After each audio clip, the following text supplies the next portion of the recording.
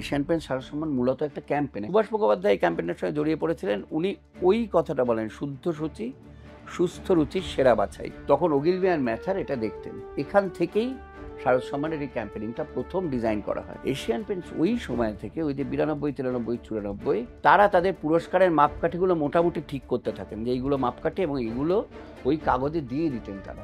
ওখানে কিন্তু স্বচ্ছতাটা একদম মানে ভালো মতো একটা স্বচ্ছতা ছিল। কৌশিক দত্তর নিজস্ব সংস্থা তখন স্প্ল্যাশ ওটাকে দায়িত্ব নিয়ে নেয়।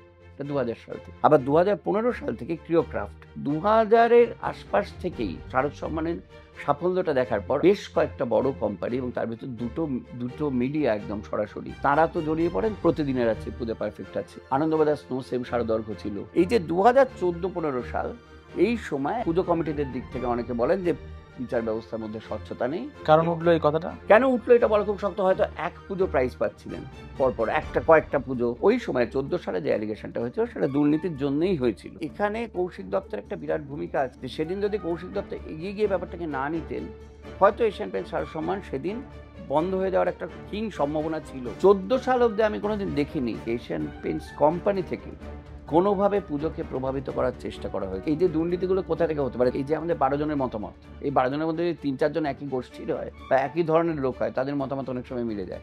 আপনি জাজেসদের কথা বলছেন, আমি জাজ শর্টলিস্টারদের কথা বলছি। ফাইনাল জাজিংটা আপনি একদিক থেকে ভুলে যান, তার কারণ ওটা অপেক্ষাকৃত গৌণ। তার কারণ শর্ট লিস্টিং একটা বিরাট জিনিস ডিসাইডেড হয়ে যায়। 3 জন না 4 জন সেলিব্রিটি জাজ, 4 জনই বললেন যে আরো কোনো একজন সেলিব্রিটি যাকে সবাই চেনেন, তিনি অনুরোধ করেছেন এবং বলেছেন যে এই পুজোটা আমি জানি খুব ভালো হয়েছে, এই পুজোটাকে বাদ দেওয়া হয়েছে, তোমরা এই পুজোটা দেখো। শর্ট লিস্ট কিন্তু তখন ফিক্সড হয়ে গেছে। একটা সন্দেহ হচ্ছিল যে ট্যাবুলেশনে কোথাও যে মার্কিং গুলো হচ্ছে, মার্কিং এর মধ্যে গোলমাল হচ্ছে। একজন সেলিব্রিটি জাজ নাম্বার দিলেন, ধরুন যে পুজোটাকে উনি প্রেফার করছেন সেই পুজোটাকে 10-10 করে দিয়ে গেলেন, বাকি পুজোগুলোকে 2-3 আচ্ছা, এই পেন্সিলটা কি কারণে দেয়? এটাই কি মূল কারণ? পেন্সিলটা সিলেক্ট কে করে? জাজগুলোকে সাধারণত যারা সিলেক্ট করেন তারা হচ্ছেন এখানকার। যদি বিভিন্ন সেকশন থেকে যারা আসেন, তাহলে যেটা হয় একটু মতামতের ভিন্নতা থাকে। এবার 5 জনই যদি ধরুন আর্টের লাইনের লোক হয়, ফাইন আর্টসের, ন্যাচারালি যে পুজোগুলো ফাইন আর্টসে বেশি উন্নত তাদের কাছে পুরস্কারটা যাবে। শর্ট লিস্টিং এর ক্ষেত্রেও তাই।